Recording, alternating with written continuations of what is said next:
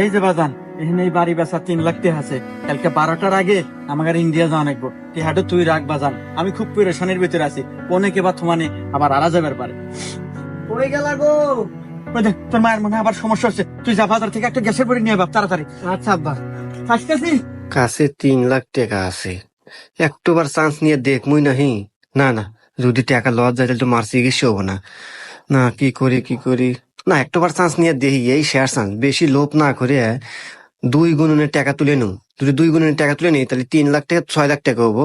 তাইলে 3 লাখ দিয়ে মার চিকিৎসা করবো, আর 3 লাখ দিয়ে আবার খেলা শুরু করবো। যাই বিকাশের দোকানে যাই। আল্লাহ, আমি এখন কি করবো? আল্লাহ রে, আল্লাহ, আল্লাহ আমাকে একটু বুদ্ধি দাও। হ্যাঁ বাজান, হে বাজান, তুই কনে আসলে বাজান? হ্যাঁ, তুই জানিস না যে তোর 12টার সময় তোর মাইক হিন্দি না নিয়ে গেলে বাঁচবে না? তুই কনে আসলে বাজান? হে বাজান, বাজান, হে বাজান, তুই কথা কস না কে? হে বাজান, কিছু একটু ক, তোর মায়ের অবস্থা ভালো না বাজান?